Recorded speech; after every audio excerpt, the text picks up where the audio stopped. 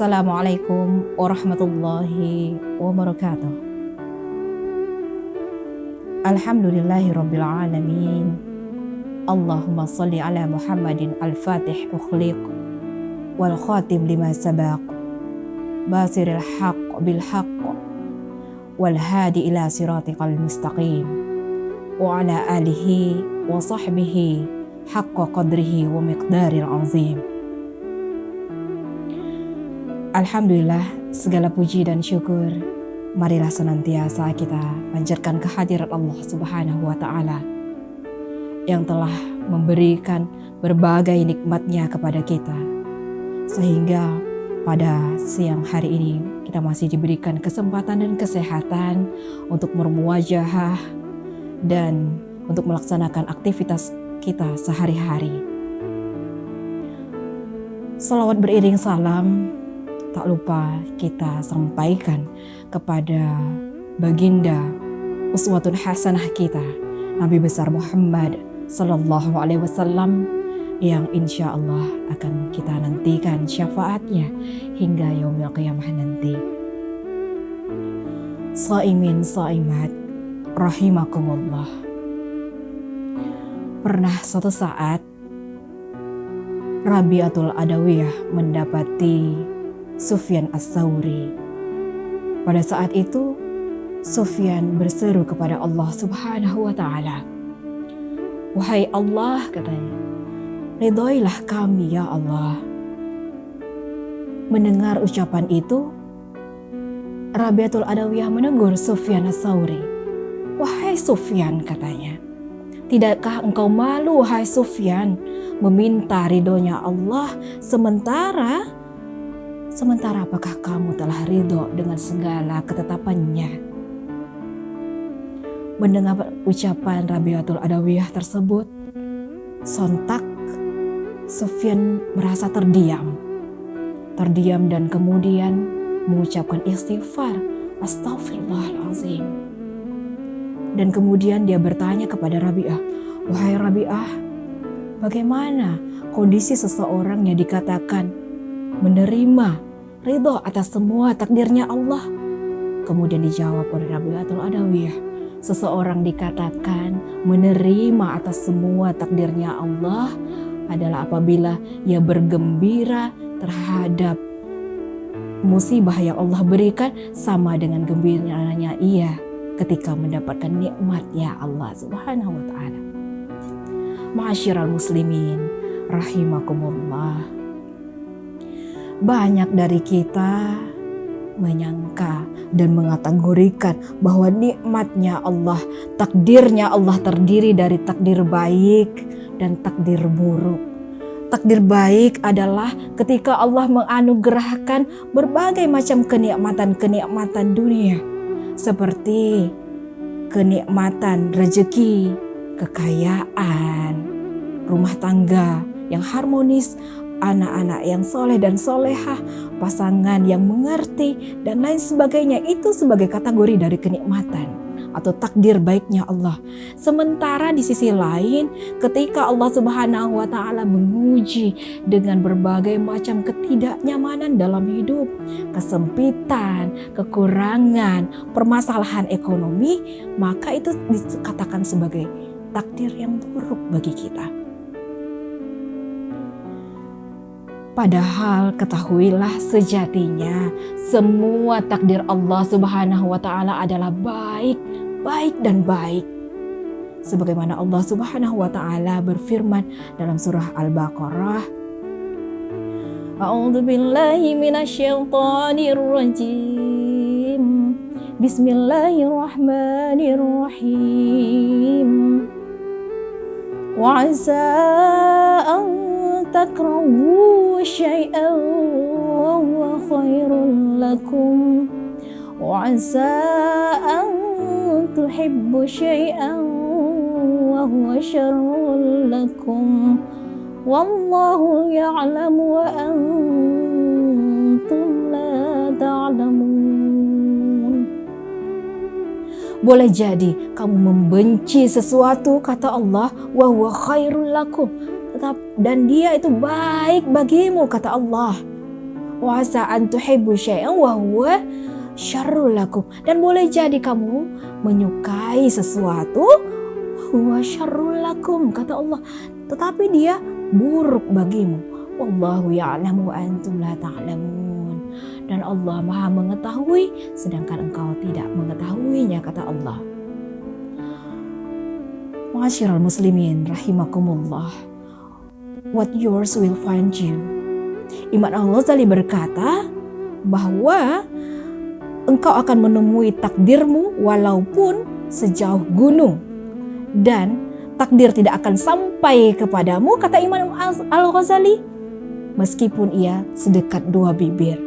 Apa artinya? Bahwa takdir yang Allah Subhanahu wa Ta'ala tetapkan sejak zaman azali, sejak jauh sebelum kita diciptakan, yakni Allah tetapkan di Lauhul Mahfuznya, itu sudah menjadi ketentuannya Allah Subhanahu wa Ta'ala. Hadirin sekalian rahimakumullah, hidup itu bukan yang kita mau, tetapi hidup itu adalah apa yang Allah mau. Jika kemudian Allah menghendaki kita menjalani kehidupan ini dengan baik, maka jalanilah dengan baik. Tetapi jika takdir yang Allah ujikan dengan kita adalah sesuatu yang membuat kita tidak nyaman, membuat kita susah, membuat kita menderita, bahwa yakinlah ada hikmah di balik itu. Yu'til hikmah, katanya. Ambil hikmah dari yu'til hikmata may yasha, maka ambil semua hikmah atas segala sesuatunya. Ambil hikmahnya. Bisa jadi Allah rindu akan munajat kepadanya. Bisa jadi Allah rindu akan tangisan dan rintihan kita. Bisa jadi Allah Subhanahu wa Ta'ala rindu akan taubatan kita kepadanya. Maka dari itu ada beberapa tipe manusia ketika Allah Subhanahu wa Ta'ala uji, maka ada beberapa tipe di dalamnya. Yang pertama, ada tipe manusia yang marah ketika Allah memberikan ujian tak henti-hentinya. Kenapa aku lagi ya Allah? Kenapa bukan dia? Kenapa bukan tetangga saya ya Allah? Kenapa aku lagi yang Kau berikan ujian?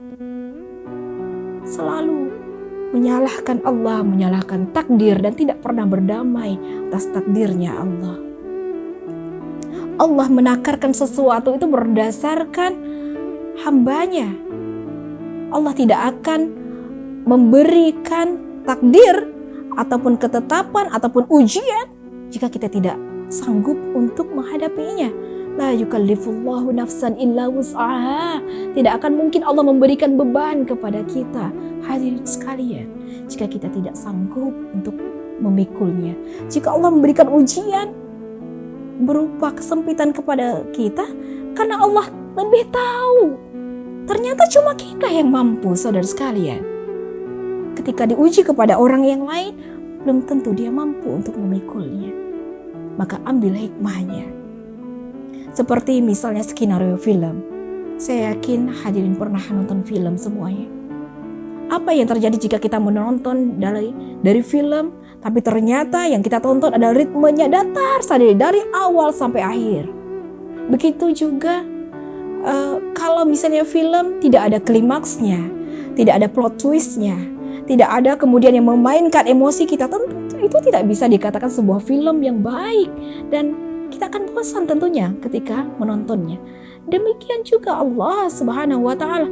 Allah adalah pembuat skenario terbaik dalam kehidupan kita. Jika datar saja, maka tidak akan baik dalam memerankannya. Maka dari itu pentingnya kita untuk memahami hikmah dari setiap kejadian ataupun hal-hal yang Allah takdirkan kepada kita. Kemudian yang kedua, tipe manusia adalah manusia yang sabar. Manusia yang senantiasa sabar atas semua yang Allah berikan. Karena pada dasarnya ujian Allah tidak hanya hal-hal yang tidak nyaman, tapi hal-hal yang baik pun merupakan bagian dari ujiannya Allah.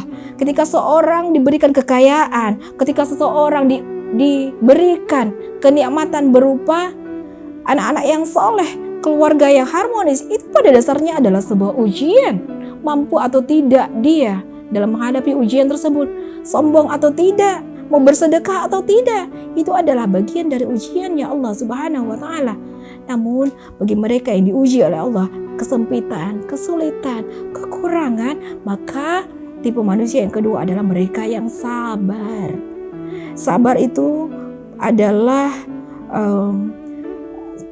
pahala yang Allah Subhanahu wa taala berikan adalah tanpa batas. Bahkan Allah meletakkan keistimewaan bagi mereka yang senantiasa sabar atas semua ujian yang Allah berikan. Bahkan dalam surga Allah Subhanahu wa taala menempatkan orang-orang yang sabar untuk kemudian menggandeng anak mereka. Jangan dulu engkau masuk ke dalam surga sebelum engkau menggandeng anak-anakmu, sebelum engkau gandeng orang tuamu, sebelum engkau menggandeng anak cucu dan keturunan semua keluarga besar, dan beritakanlah kebaikan bagi mereka yang senantiasa sabar. Tidak hanya itu, shaimin-shaimat sekalian, bahkan Allah Subhanahu wa taala memerintahkan kepada malaikat, wal malaikatu yadkhuluna alaihim min kulli bab, kata Allah, dan memerintahkan kepada malaikat untuk masuk, untuk kemudian berdiri di pintu min kulli bab, di setiap pintu-pintu surga, untuk kemudian menyaksikan parade bagi mereka yang senantiasa sabar atas semua ujian Allah. Dan kemudian malaikat pun mengucapkan salam, salamun alaikum bima sabartum. Malaikat mengucapkan selamat bagi Anda, bagi kalian yang senantiasa sabar atas segala ujian yang Allah Subhanahu wa taala berikan. Ma'asyiral muslimin rahimakumullah, mulai dari sekarang perangi hal-hal buruk, negative thinking sama Allah, suudzon terhadap Allah. Maka kita harus berusaha untuk sedikit mengurangi keegoisan kita, bahwa semua yang Allah berikan adalah baik, baik dan baik. Tinggal bagaimana kemudian kita menjalaninya dengan penuh hikmah. Diharapkan puasa Ramadan kali ini menjadikan kita menjadi insan yang lebih sabar atas semua ujian Allah, dan meyakini tidak hanya hal kesenangan tidak hanya halnya kesulitan ataupun kekurangan menjadi ujian dari Allah Subhanahu wa taala, bahkan lebih dari itu, kenyamanan, kesenangan, kelapangan yang Allah Subhanahu wa taala berikan sejatinya itu merupakan bagian dari ujiannya Allah untuk kemudian menjadikan kita takarrub kepada Allah, atau bahkan mungkin menjadikan istidraj yang kemudian Allah memberikan kenikmatan, tetapi di sisi yang lain itu menjadi sarana untuk kemudian kita jauh dari Allah. Na'udzubillahi min dzalik. Semoga Ramadan kali ini membawa perubahan bagi kita untuk menjadi insan yang lebih baik. Itu saja dari saya. Terima kasih atas segala perhatian. Mohon maaf atas segala kekurangan. Nasrun minallah wa fathun qarib wa basyiril mu'minin. Wassalamualaikum warahmatullahi wabarakatuh.